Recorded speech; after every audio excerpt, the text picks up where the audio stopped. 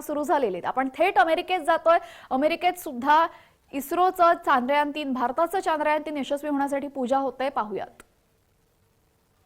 उत्तमेन कइहमादयन्तान् पृथ्वी सुवर्चा युवतिः सजोषाः पौर्णमास्युतगाच्छोभमाना आप्याययन्ते दुरितानि विश्वाः पुरुन्दुहां यजमानाय यज्ञ उत्तमेन कइहमादयन्तान् पृथ्वी सुवर्चा युवतिः सजोषाः पौर्णमास्युतगाच्छोभमाना आप्याययन्ते दुरितानि विश्वाः पुरुन्दुहां यजमानाय यज्ञ उत्तमेन कइहमादयन्तान् पृथ्वी सुवर्चा युवतिः सजोषाः पौर्णमास्युतगाच्छोभमाना आप्याययन्ते दुरितानि विश्वाः पुरुन्दुहां यजमानाय यज्ञ उत्तमेन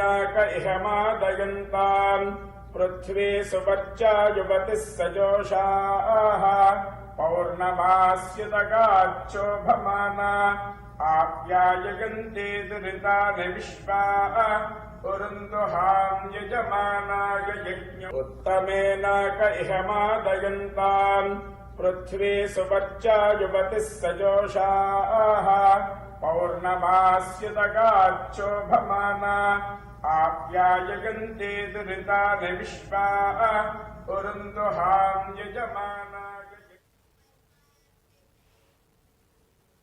तर याच संदर्भात चर्चा करण्यासाठी आपल्यासोबत आता जोडले गेलेले आहेत प्रदीप नायक।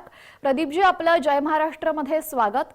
चांद्रयान-3 मोहीम इस्रोने हाती घेतलेली आहे आणि अवघ्या काही तासांमध्ये चांद्रयान-3 मोहीम पूर्ण होणार आहे। तर माझा प्रश्न आपल्यासाठी हा आहे, चांद्रयान-2 मोहीम ज्या पद्धतीने अंशतः अपयशी ठरली, त्याच पद्धतीने ही मोहीम अपयशी ठरू नये म्हणून चांद्रयान-3 मोहिमेमध्ये काय विशेष काळजी घेण्यात आलेली आहे? सर्वप्रथम चांद्रयान 2चे जे लँडर आहे ना, ते जेव्हा खाली उतरण्याचा प्रयत्न करताना त्याचा वेग त्याला कंट्रोल करता आला नाही आणि त्यामध्ये काही सॉफ्टवेअरचे प्रॉब्लेम होते, बाकी काही मेकॅनिकल प्रॉब्लेम्स होते। तर त्यामुळे ते अपेक्षेपेक्षा जास्त वेगाने खाली उतरलं आणि ते आदळलं गेलं। तर ही अशी चूक पुन्हा होऊ नये याचा इस्रोच्या शास्त्रज्ञांनी सखोल अभ्यास केला आणि मग त्यामध्ये ज्या काही त्रुटी होत्या त्या सगळ्या दूर केल्या आहेत आणि आता हे एक प्रकारे फुलप्रूफ असं लँडर आहे की ज्याच्यामध्ये वेगवेगळ्या शक्यता गृहीत धरल्या आहेत आणि हे लँडिंग सुखरूप होईल। गेल्या वेळेस जे काही प्रॉब्लेम आले होते ते प्रॉब्लेम पुन्हा येणार नाही याची पूर्णपणे काळजी घेतलेली आहे। तर हे लँडर उतरताना त्याचा वेग हळूहळू कमी कमी होणार आहे। आता जो वेग आहे ताशी जवळजवळ 2000 किलोमीटर एवढा वेग आहे ताशी। तर तो मला वाटतं 5:45 ला तो वेग हळूहळू कमी कमी करता येईल ड्रास्टिकली बूस्टर्स लावून आणि तो एका ठराविक उंचीवर आल्यानंतर मग तो वेग झिरो करण्यासाठी पूर्णपणे स्वयंचलित यंत्रणा कार्यान्वित झालेली आहे। कारण पृथ्वीशी त्याचा संपर्क असेल तरी पण पृथ्वीवरच्या संपर्काचा त्याच्याशी काही संबंध न ठेवता ते कंट्रोल लँडर सगळा कंट्रोल आपल्याकडे घेईल आणि ते सुखरूपपणे त्या ज्या क्षेत्रामध्ये आपण ठरवलेलं की या क्षेत्रामध्ये उरवायचं, साधारणपणे 4x3 किलोमीटर परिघाचं क्षेत्र आहे।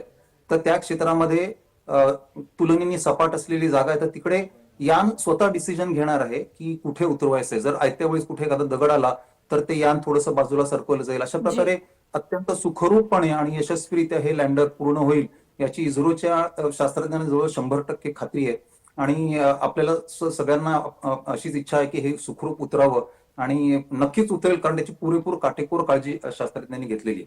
जो शेवटचा टप्पा आता आपण सांगितला की शेवटच्या टप्प्यामध्ये विक्रमचा जो वेग आहे तो कमी करण्यात येईल आणि यासाठी विक्रम लँडरवर एक विशेष यंत्र बसवलेलं आहे, लेझर डॉपलर वेलॉसिटी मीटर म्हणून। तर त्याचं वैशिष्ट्य काय आहे आणि ते कशा पद्धतीने विक्रमचा वेग कमी करेल? तर जसं जसं ते यान हळूहळू खाली येताना 100 किलोमीटर उंचीवरून जमिनीवर खाली खाली यायला सुरुवात होईल तर त्यावेळेस त्याची वेलॉसिटी म्हणजे तो प्रत्येक सेकंदाला प्रत्येक मिली सेकंदाला यान कॅल्क्युलेट करणार त्या वेलॉसिटी मीटरच्या साह्याने की आता वेग किती आहे आणि तो किती प्रमाणात कमी केला पाहिजे। त्याप्रमाणे ते बुस्टर रॉकेट फायर केली जातात।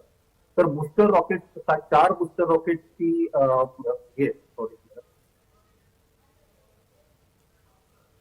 4 बुस्टर रॉकेट 4 दिशांना एक सेंटरला असं बुस्टर रॉकेट आहे।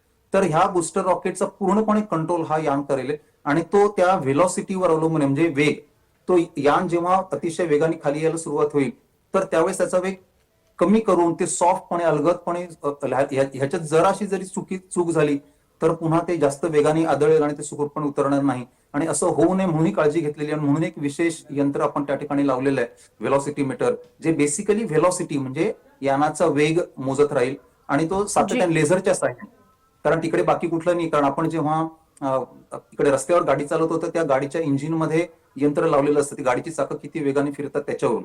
पण आता इथे असं नाहीये, त्यामुळे लेझरच्या साहाय्याने आपण किती वेगाने ते यान खाली येत आहे त्याच्यावरून त्याचा वेग मोजला जाईल आणि मग तो वेग विशिष्ट प्रमाणात कमी करून मग अलगदपणे ती उतरवण्याची सोय केलेली आहे. जी प्रदीपजी, आपण चर्चेवर येणारच आहोत, मात्र वेलॉसिटी मीटर संदर्भातला अधिकचा तपशील आपण प्रेक्षकांना सांगूयात आणि पुन्हा एकदा चर्चेकडे वळूयात. चंद्रयान 3च्या विक्रम लँडरमध्ये हे महत्त्वाचं यंत्र बसवण्यात आलेलं आहे, जो विक्रम लँडरचा वेग हाताळणार आहे. चंद्राच्या भूमीवर सुरक्षितपणे वेलॉसिटी मीटर त्याला उतरवेल. कारण चांद्रयान 2च्या लँडर उपकरणामध्ये ही गोष्ट नव्हती. चांद्रयान 2 मध्ये हे वेलॉसिटी मीटर टाकलं नव्हतं. मागच्या वेळी एका थ्रस्टमध्ये मोठा बिघाड झाला, लँडर बिघडलं, त्याच्या वेगात त्रुटी निर्माण झाल्या आणि विक्रम लँडरची तेव्हा सॉफ्ट लँडिंग झाली नाही आणि चंद्राच्या पृष्ठभागावर ते आदळलं. मात्र यावेळेस असं होऊ नये यासाठी ही खास काळजी घेण्यात आलेली आहे. यावेळेस विक्रम लँडरमध्ये स्थापित केलेल्या यंत्राचं नाव आहे लेझर डॉपलर वेलॉसिटी मीटर आणि अजून एक यंत्र आहे ज्या यंत्राद्वारे आपल्याला सातत्याने चंद्राचा पृष्ठभागाचे फोटो चांद्रयान पाठवते. ते यंत्र म्हणजे laser horizontal velocity meter camera. Laser Doppler वेगमापक जमिनीवर उतरत असताना 3D लेझर उत्सर्जित करतो, ज्यामुळे लँडर विक्रमला चंद्राचा पृष्ठभाग कसा आहे हे आधीच समजेल आणि या आधारे लँडर विक्रम उतरण्यासाठी योग्य अशी जागा निवडेल.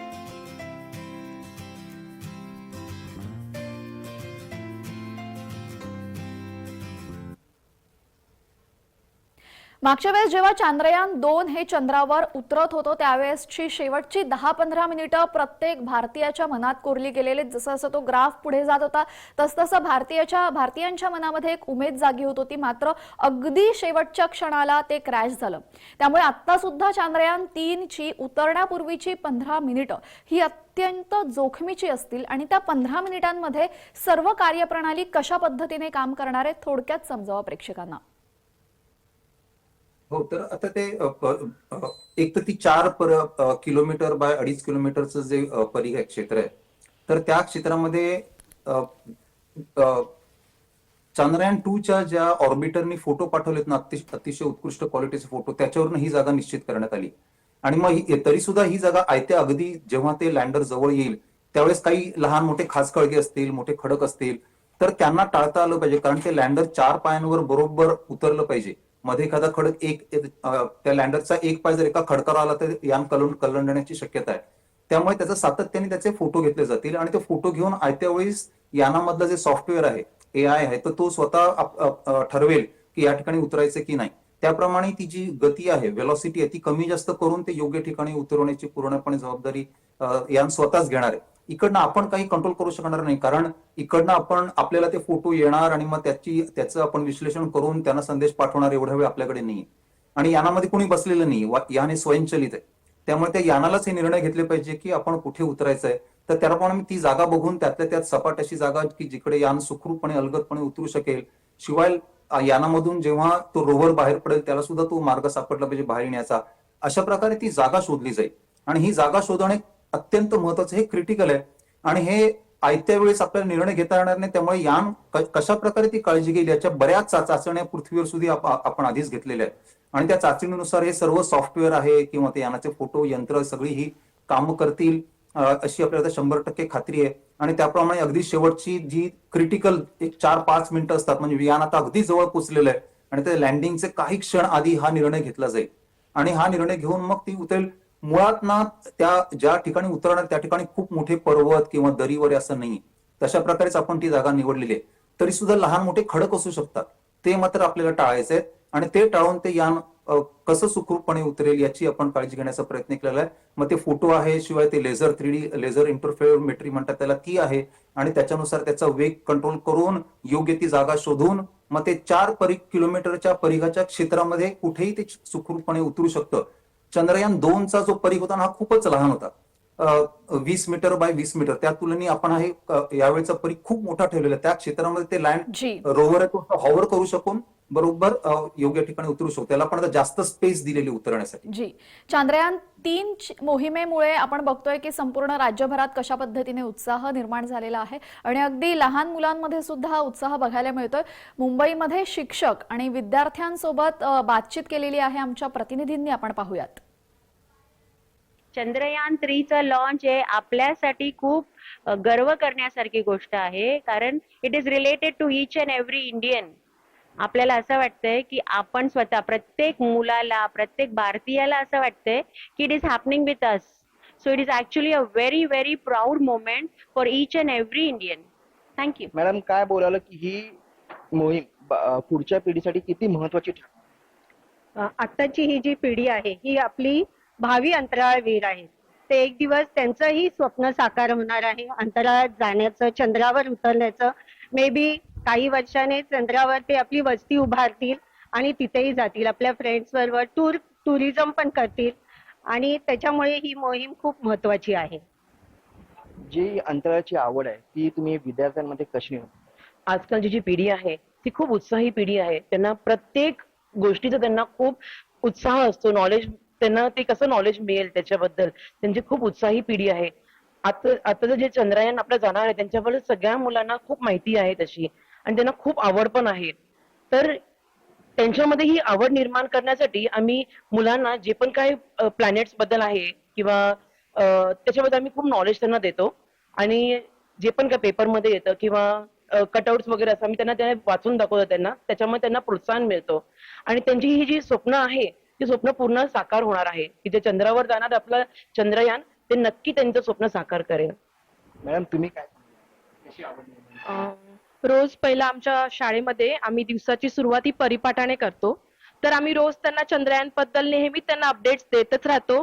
प्लस आम्ही त्यांना वारंवार न्यूज बघा हेही त्यांना सांगत असतो. त्यामुळे आमची मुलं ऑलरेडी अपडेटेड आहेतच आणि आम्ही त्यांना सतत त्याबद्दल आम्ही त्यांना नॉलेज देतच राहतो आणि आमची मुलंही खूप उत्सुक आहेत, रोज न्यूज बघत असतात.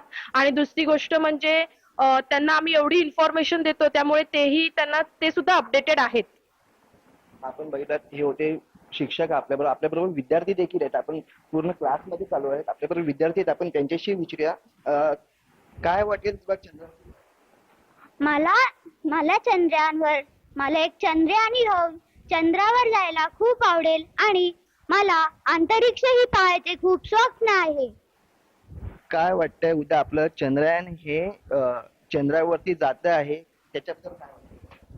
मला खूप आनंद होतोय कारण की आपला चंद्रयान चंद्रावर जातोय आणि मलाही एक ॲस्ट्रोनॉट व्हायचंय आणि चंद्रावर जायचंय. आपल्याबरोबर अजून काही विद्यार्थी आहेत, आपण त्यांच्याशी बोलूया. दादा, तुला काय वाटतंय आपला भारताचा झेंडा उद्या चंद्रावरती फडकणार आहे, त्याबद्दल काय? मला खूप अभिमान वाटतो की आपला भारताचा झेंडा चंद्रावर फडकणार आहे आणि असाच सर्वीकडे फडकला पाहिजे. तर हे होते विद्यार्थी आणि आपण बघू शकता की कोणाकोणाला चंद्राची ही कविता येते. कोणाला चांदोबा चांदोबा बागलास का, लिंबोडीच्या झाडामागे लपलास का, लिंबोडीचं झाड करवंदी, मामाच्या बाळाची रेवंदी. चांदोबा चांदोबा बागलास का, लिंबोडीच्या झाडामागे लपलास का, लिंबोडीचं झाड करवंदी, मामाच्या बाळाची रेवंदी.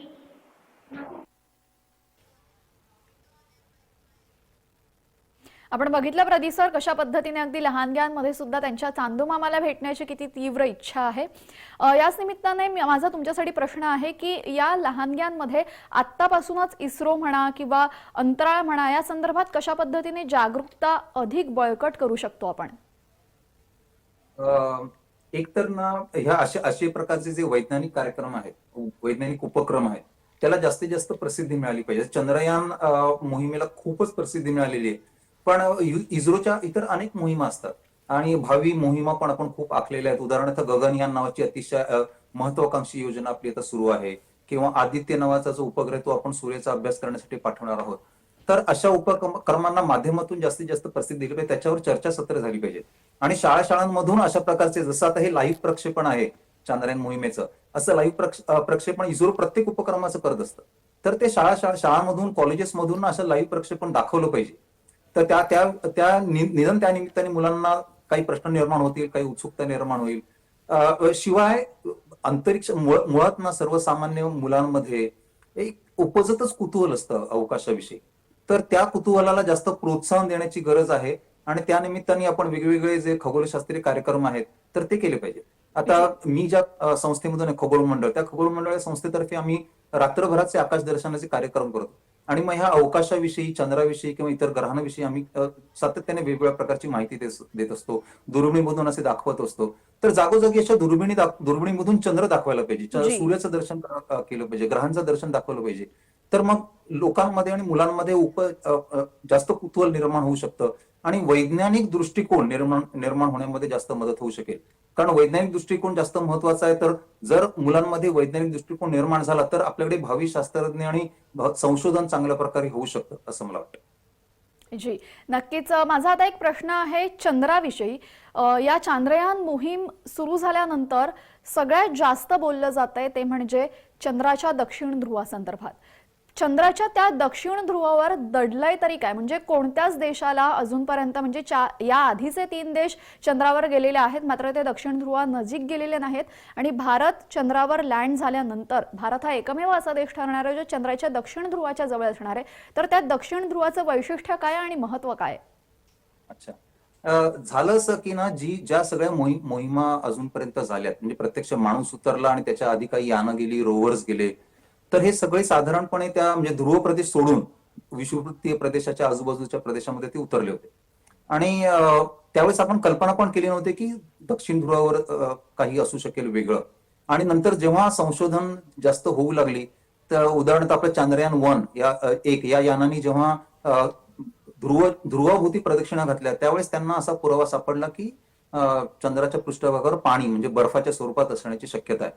ती ध्रुवावर सापडली. आता होतं असं ना की जेव्हा चंद्र त्याचा ध्रुव, उत्तर ध्रुव आणि दक्षिण ध्रुव, आणि चंद्र स्वतःभोवती गोल फिरतोय आणि तो पृथ्वीभोवती फिरतोय, तर सूर्याची जास्तीत जास्त उष्णता ती विषुववृत्तीय प्रदेशामध्ये मिळत असते.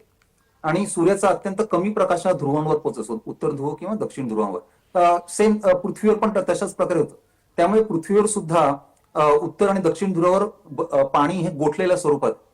तर तशीच शक्यता चंद्रावर पण आहे. चंद्रावर सूर्यप्रकाश अत्यंत कमी पोचतो, त्यामुळे तिथे जे काही म्हणजे विषुववृत्तीय प्रदेशात असलेलं पाणी कदाचित प्राचीन काळी असेल सुद्धा, तर ते पूर्णपणे इव्हॅपरेट होऊन गेलं, म्हणजे त्याची बाष्पीभवन झालं. परंतु दक्षिण ध्रुवावर मातीच्या खालच्या थरामध्ये अजूनही गोठलेल्या स्वरूपात पाणी असण्याची शक्यता ही चांद्रयान 1 या यानाने शोधून दाखवली.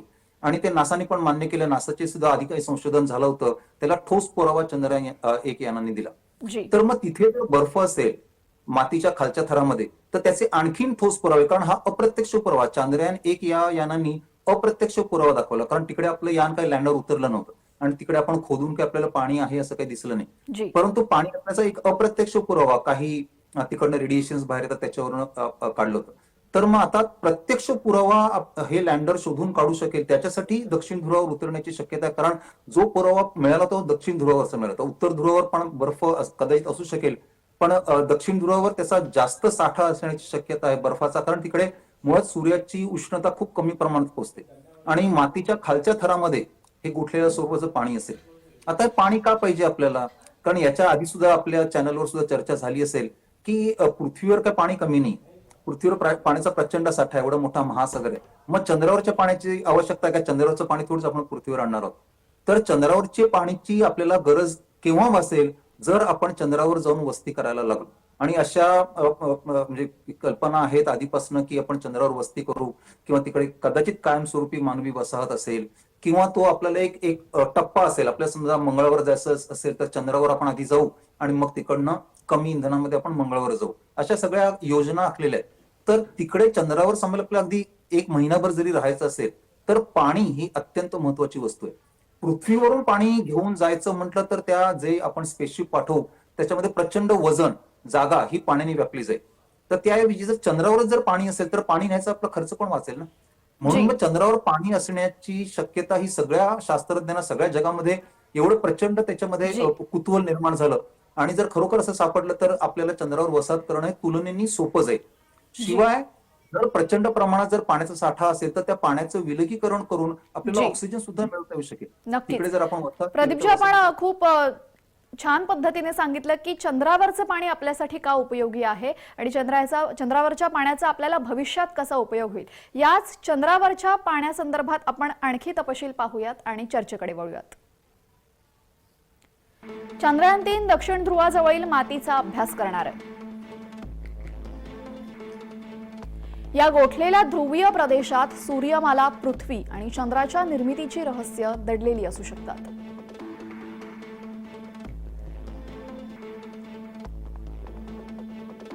कारण सूर्यप्रकाशापासून दूर अशा इथल्या मातीत करोडो वर्षामध्ये मोठे बदल झाले नसल्याची शक्यता आहे. या भागात जवळपास 2 अब्ज वर्ष अंधार आणि थंड वातावरण आहे.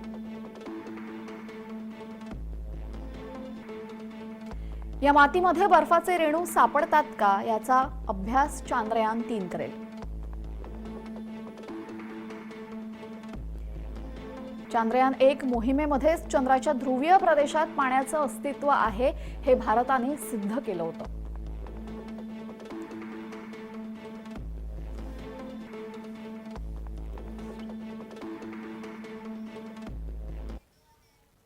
आपण पाहिलं की चांद्रयान-3 हे चंद्रावरच्या दक्षिण ध्रुवावरच्या मातीचा अभ्यास करणार आहे, जेणेकरून तिथे माहिती पडेल आपल्याला की बर्फाचे काही रेणू आहेत का. तर काय आपण एक सांगू शकतो की तिथली माती कशा पद्धतीची असू शकते आणि त्या मातीचा अभ्यास कसा करून तिथे बर्फाचं किंवा पाण्याचं अस्तित्व सिद्ध होऊ शकतं. कसं आहे की आता ती जी लँडर जो आहे विक्रम लँडर, त्या लँडरवर काही उपकरणं बसवलेली आहेत. त्याच्यामध्ये एक उपकरण असं आहे की ज्याच्यानी लेझरच्या साह्याने तो लेझरचा झोत तिकडच्या मातीवर सोडला जाईल आणि मातीची बाष्पीभवन म्हणजे त्याचं व्हेपर्स जे निघतील त्याच्यामध्ये कुठल्या कुठल्या प्रकारचे खनिज आहेत किंवा वायू आहेत याचा शोध घेतला जाईल. त्याच्यामध्ये जर अशी शक्यता आहे की अशी दाट शक्यता आहे की आपल्या त्याच्यात असं त्याचं विलगीकरण जेव्हा आपण करू मातीचं लेझरच्या साह्याने तर पाण्याचे रेणू सुद्धा सापडू शकतील.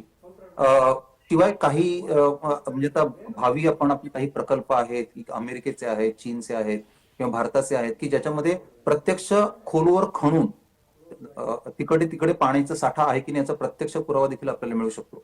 पण आता लँडरवर जी काही उपकरण आहे त्याच्याने सुद्धा थेट पुरावा मिळण्याची दाट शक्यता आहे. कारण जर आपल्याला थेट पाण्याचे रेणू जर डिटेक्ट झाले तिकडे शोधले गेले तर तो त्याचा थेट पुरावा मानला जाईल. आता चंद्रावरची माती ही साधारणपणे पृथ्वीसारखीच आहे. म्हणजे असं म्हणजे मूळ थिअरी सध्या चंद्रयान निर्मितीची जी थिअरी आहे की पृथ्वीपासूनच तयार झालेला चंद्र. तर त्यामुळे चंद्रावरची माती आणि पृथ्वीवरची माती ही जवळजवळ सारखी आहे. फक्त तिथे म्हणजे कुठल्या पाणी सोडल्याशिवाय बाकी कुठल्याही प्रकारची वस्ती निर्माण होण्यासारखं वातावरण पोषक नाही. त्यामुळे ती माती प्राचीन काळात ती तशा स्वरूपात राहिली.